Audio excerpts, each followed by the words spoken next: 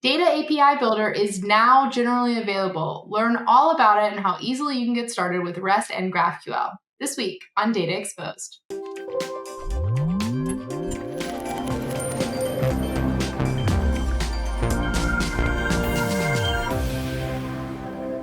Hi, I'm Anna Hoffman, and welcome to this episode of Data Exposed. Today, I'm joined by Jerry Nixon. Jerry, thanks so much for joining us today. Thank you. I'm excited to talk about Data API Builder. Thank you, Anna. We're excited to talk about it, especially since it just became generally available. But for folks who don't know what this is or who do and are looking for a little refresher now that it's GA, Jerry, can you tell us a little bit about what is Data API Builder and what would I use What it is Data API Builder? Yeah, that's the question. So Data API Builder, it's an open source project. It's an engine built by mostly Microsoft here at the SQL team. And it is an engine that builds a data API layer over all of the Azure databases. So that includes, well, SQL Server on-prem, of course, but also Azure SQL databases, Azure SQL Database, and Postgres in Azure, MySQL in Azure, and excitingly, it is also Cosmos DB. So we support both relational data as well as NoSQL data, all in the same query as well. So the idea is you have a database and you want to be able to expose that to a client or maybe to customers, but you don't want them to have direct access to the database. Instead, you want to have control over it. So you can do all kinds of things like caching and custom security and custom payloads. All of those things are enabled by an API layer. Developers like you and me, we will build that API layer and we'll just write the same code over and over and over again, copying and pasting from previous projects usually. And so an engine like this, which only takes a single configuration file, a JSON file that describes all of the tables you want to expose or views or stored procedures you want to expose, you give it that one piece, and all of a sudden you can remove from your code base an incredible portion of code. So all of the API that you would have otherwise written, all of the unit tests, and you can really start to reduce the size of your CI/CD pipeline as well. So the whole idea and I would just say the dream of Data API Builder was to take this repetitive code that every developer was building to be able to access these backend databases and say, what if we just did it for you? And not to do it in a special or exotic or proprietary way, but to build it exactly the way you would build it. Same technologies, same frameworks, same everything you would want. So let me show you just for a second the architecture. The architecture is quite simple. So it kind of starts right here with the configuration file, this JSON file that you provide up to Data API Builder. It then reads that, validates it, talks to the backend database and says, is all of this correct? Do these fields actually exist? Do these tables actually exist? And if so, it builds an in-memory schema that makes it so that everything that you're about to do is as fast as possible. And it also means that this in-memory schema allows me to point to existing relationships that are already in my database or be able to establish brand new relationships in this configuration file that may not already exist, because many developers are sort of trapped with a database that they can't control. And so now I have this database that may or may not have relationship constraints, but I can define them myself and be able to interact with, let's say, a database that doesn't have a lot of capabilities. We can cause it to look like it has tons of capabilities. And then that is exposed in two ways. And this is pretty exciting. It's exposed as REST endpoints, which is standard. Everybody knows what REST endpoints are, right? That's the easy way to go get data and return it as JSON. But it, at the same time, and it's not a choice you have to make, you can have them both or either one, also exposes it as a GraphQL endpoint.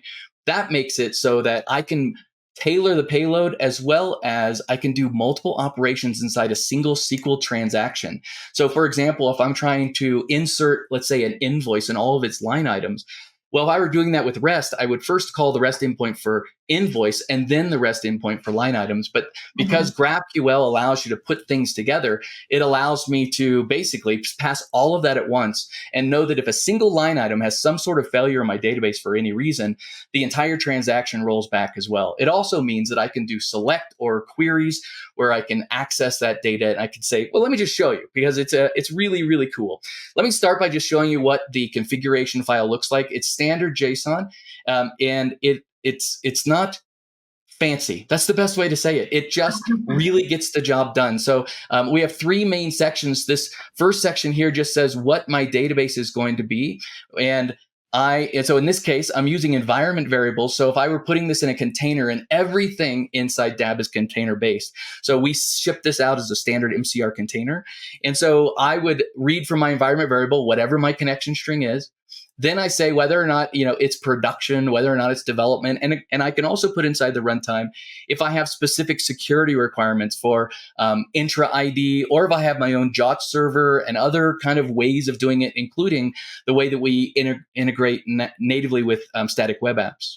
But that's what goes in the runtime section. And finally, down here in the entities, these are all of the tables. So in this case, I have a table dbo.actor that returns a bunch of actors from a Star Trek series, and I'm exposing that as actor. It's that simple. And what's nice is I have granular and very flexible security per entity, which is what you would expect. And so in this case, I'm just saying, just for the simplest of simple, anonymous is star, but it would be, that star can be create, read, update, and delete. And so once I run this, let me just show you how snappy everything is. I just say dab start. This is the CLI that we provide to developers so that they can run this locally. And as soon as you run it, we bring this. And by the way, we have customers that have over 600 different entities in a single configuration file. And I watch it run, and it runs almost as fast. It is really nice how performant everything is. So if I were to go in and click here, you could see that it's running. It says healthy. That's not very useful. But I could say API/actor like this. And let me take all of those away. And let me say actor, and then I'll add everything was so beautiful right up till I went to that. Let's see. API. No. Let me go here to where actor is. It is right here. I could say ACTOR. So it's case sensitive like you would expect. And it brings back all of the JSON records from that one table. So I just had a lowercase a, what was going on. And that is the REST endpoint. Let me do it really quickly so I can go to the GraphQL endpoint. So it's sitting here. And by the way, if you're a developer, you're already familiar with Swagger as a way of interacting with REST endpoints. But if you are a developer and you're used to Graph, then you may already be used to Banana Cake Pop. And the Banana Cake Pop is the Swagger for GraphQL. And so I can build the exact same type of query, and I can run that, and it brings it back here together. And then, by the way, this allows me to only select name, or only select ID, or only select whatever it is, as well as calling nested objects. So I could get the actor, the character they play, the series that they're in, all in a single query and a single endpoint, making GraphQL really cool. Well, anyway, that's Data API Builder. It's meant to just add a data API on top of any of the Azure databases to make it as easy as possible to expose that either through Graph or REST to any of your clients. Generally available, which means from this point forward, we're going to be very attentive to our backwards compatibility and also our breaking changes rules. So all the way around, it really enables a lot of customers who say, we can't put anything in production that's preview. It's no longer in preview. Now it's GA. Awesome. Cool. I feel like this is going to open up a lot of opportunities for a lot of customers. So I'm excited to see this. I know the preview adoption was super strong and people were really excited about this. Any tips or tricks for folks as they get started, Jerry? Well, the best thing to do is go to aka.ms/dab.